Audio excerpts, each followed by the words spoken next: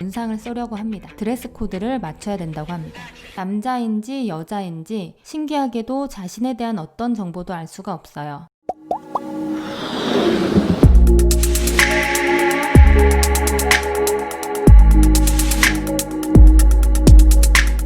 안녕하세요, 손쌤입니다. 오늘은 존 롤스의 정의의 원칙에 대해서 배워보도록 하겠습니다. 개인윤리의 핵심은 양심입니다.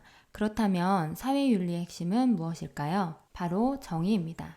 정의라는 말을 풀어보면 양을 공평하게 나눠 가진다는 뜻을 가지고 있다고 해요. 사회는 여러 사람이 함께 살아가는 곳인데요. 재화는 한정되어 있죠. 그래서 이 재화를 얼마나 공정하고 바르게 나누느냐가 사회 정의의 핵심이 됩니다. 아는 사람이 많다고 높은 지위를 주거나 부모를 잘 만났다고 부자가 되거나 힘이 세다고 재화를 독점하면 불공정하잖아요.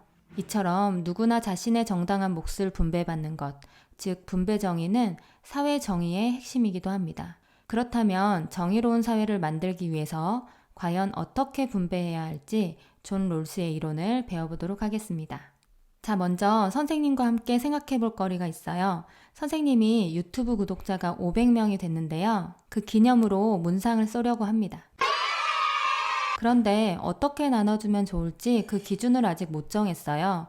여러분들이랑 정하려고 하는데요. 많은 분들이 선택하는 대로 드리도록 하겠습니다. 임의로 한번 정해본 건데요. 수도권에 사는지 지방에 사는지 결혼한 사람인지 결혼을 하지 않은 사람인지 남자인지 여자인지 주민번호 앞자리가 홀수로 끝나는 사람인지 짝수로 끝나는 사람인지 일단 더 생각나는 게 없어서 이 정도로 할 건데요. 여러분들은 이렇게 만들어진 기준에 따라서 문상을 준다면 공정하다고 생각하시나요? 아마도 아닐 겁니다. 왜냐하면 이 이야기를 듣는 사람들은 자신에게 유리한 기준으로 정하려고 할 것이기 때문이에요. 이렇게 문상을 나눠주는데도 공정하냐 공정하지 않냐를 따져야 되는데 한 사회의 재화를 구성원들에게 분배할 때에는 말을 안 해도 알겠죠. 그래서 존 롤스라는 학자는 이렇게 말을 하는데요.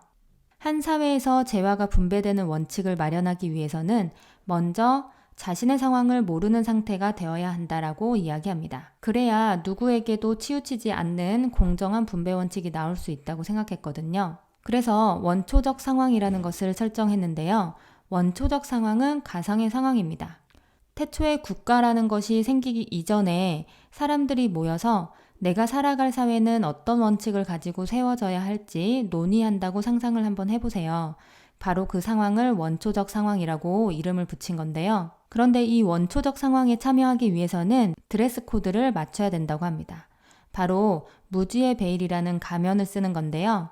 이 베일은 마법의 베일 같은 거라서 두 가지 효과를 가져온다고 합니다.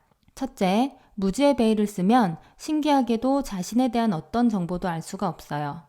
하지만 사물을 인식하고 사리를 판단하는 이성 능력은 살아있는데요. 왜냐? 내가 살아갈 사회의 모습을 합리적으로 결정하려고 모인 자리인데 이성 능력까지 사라지면 안 되잖아요. 자, 그렇다면 롤스는 왜 무지의 베일로 자신에 대한 정보만 가렸을까요? 바로 공정성을 확보하기 위해서입니다. 자신에 대해서 어떤 정보도 갖고 있지 않으면 누구도 자신에게 유리한 조건을 선택할 수 없기 때문입니다. 무지의 베일을 씀으로 인해서 의사결정 절차가 엄청나게 공정해져 버린 거죠. 뒤에도 얘기하겠지만 롤스는 사람이 태어날 때부터 갖는 성별, 가정환경, 재능, 가치관, 사회 경제적 조건은 우연의 결과이기 때문에 이런 조건이 그 사람의 사회 경제적 지위에 영향을 미치는 것은 부정의하다고 봤거든요.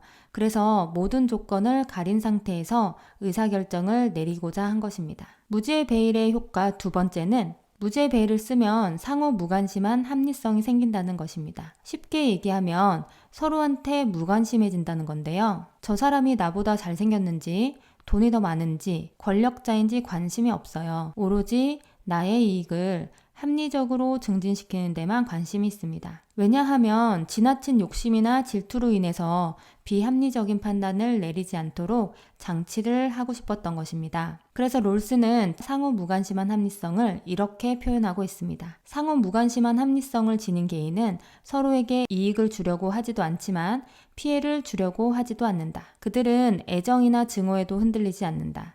또 서로를 비교하여 더 가지려고 질투하지도 않는다. 오로지 자기 자신에게만 관심을 갖는다.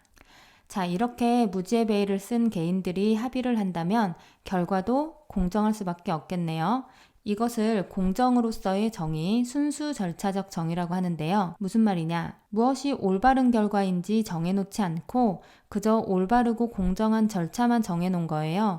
그 절차만 제대로 따르면 결과도 공정하다고 보는 거죠. 원초적 상황이라는 공정한 절차를 마련해놓고 거기서 결정하는 것은 공정할 것이라고 보는 것입니다. 어쨌든 롤스는 무지의 베일을 쓴 사람들이 모여서 자신들이 살게 될 세상에 대해서 합의하는 원초적 상황을 설정함으로써 공정성을 확보하려고 한 것인데요.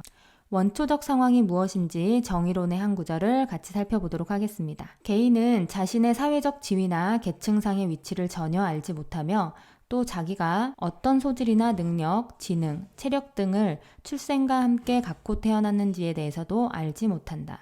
심지어 이 상황에서 각 개인은 자신의 가치관이 무엇인지, 자신의 고유한 심리적 성향이 어떠한지에 대해서도 전혀 알지 못한다. 이처럼 정의의 원칙들은 무지의 베일 상태에 놓여있는 개인들의 선택에 의해 마련된다. 자, 원초적 상황 이해되셨나요?